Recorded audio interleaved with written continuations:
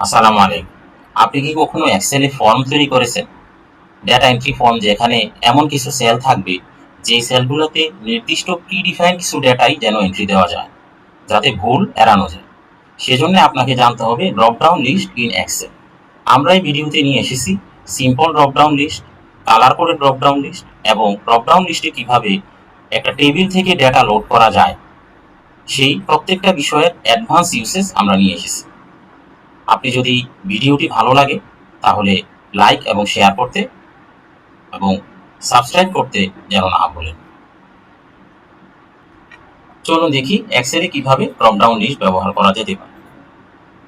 For example, এখানে project name, district, যেটা কোন ডিস্ট্রিক্টে বাস্তবায়ন হবে, প্রজেক্টের স্ট্যাটাস কি এবং রিমার্কস আছে।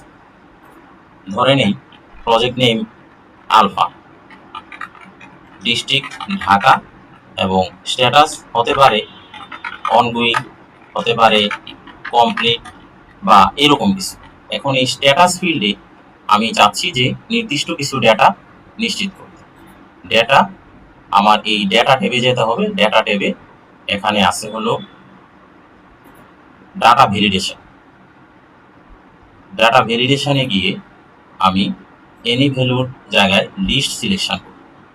লিস্ট সিলেকশনে সোর্সে আমি দিব পেন্ডিং, কমা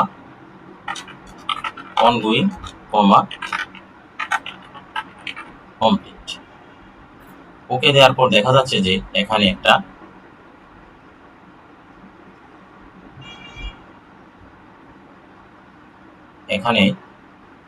একটা লিস্ট চলে এসেছে, পেন্ডিং, অনগোয়িং, কমপ্লিট।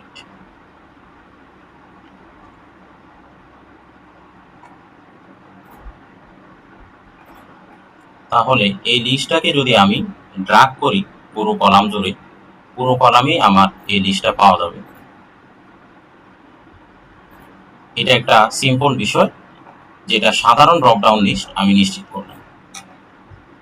আমি এখানে অনগোয়িং সিলেকশন করলাম, রিমার্কস, ওকে। এখন আমি দেখি এই যে প্রজেক্ট নেম আমার হয়তো 100টা প্রজেক্ট থাকতে পারে। কোন প্রজেক্ট সিলেকশন করব এই বিষয়টা নিশ্চিত করা, আমি অন্য একটা লিস্ট আমি এখানে তৈরি করি। আমার কাছে কিছু প্রজেক্ট নেম আছে, সেখান থেকে আমরা কিছু প্রজেক্ট নেম নিয়ে আসতে পারি। এখন আমি চাচ্ছি এই প্রজেক্ট নেমের জায়গায় এমন একটা ড্রপডাউন লিস্ট হবে যাতে এই প্রত্যেকটা প্রজেক্ট নেম ড্রপডাউন লিস্টে দেখাবে। এখানে আবারও আমি এই ঘরটা সিলেকশন করলাম প্রজেক্ট নেমের ঘরে। তারপর ডেটা ট্যাবে ডাটা ভ্যালিডেশনে এখানে লিস্ট সিলেকশন করে আমি সোর্সে গিয়ে এই টেবিলের পুরো ডাটা আমি সিলেকশন করে এন্টার দেব। ওকে। এখন আমি দেখতে পাচ্ছি এখানে এই যে প্রত্যেকটা প্রজেক্টের নাম দেখা যাচ্ছে এবং মজার বিষয় হলো এর বাইরে অন্য কোনো ডাটা এন্ট্রি দেওয়া যাবে না। যদি আমি দেই তাহলে আমাকে মাইক্রোসফট এক্সেল ভুল ধরবে এবং এই প্রজেক্টের নামের পুরোটা আমি কলাম ড্রাগ করে দিলাম।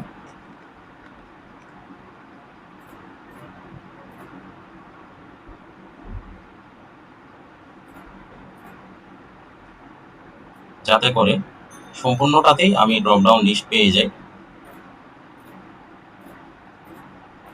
এরকম ভাবে। এখন আমি দেখব যে এখানে স্ট্যাটাস পেন্ডিং সিলেকশন করলে এটা যেন রেড দেখায়। কোনো একটা স্ট্যাটাস যদি আমি অনগোয়িং সিলেকশন করি এটা হয়তো অরেঞ্জ দেখাবে। কমপ্লিট সিলেকশন করলে যাতে এটা গ্রিন কালার দেখায়, সেই কালার করে ড্রপডাউন লিস্টটা আমি একটু দেখে নিই।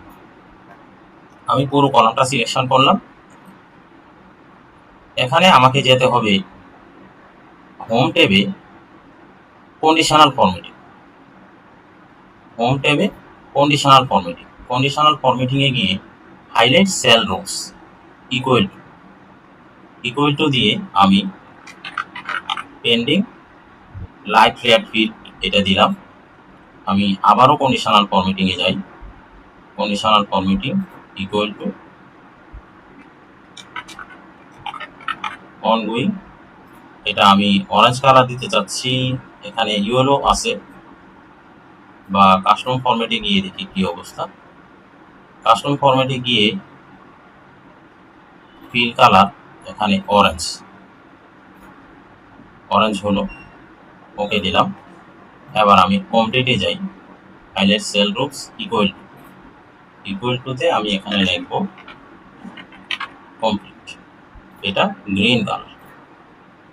ওকে, এখন আমি যদি কোনো সেল আমি অনগোয়িং সিলেকশন করি অরেঞ্জ হয়ে যাচ্ছে, কোনো সেল যদি আমি পেন্ডিং সিলেকশন করি এটা রেড দেখাচ্ছে। এরকমভাবে কালার কোডের যে ড্রপডাউন লিস্ট সেটা আমরা নিশ্চিত করলাম।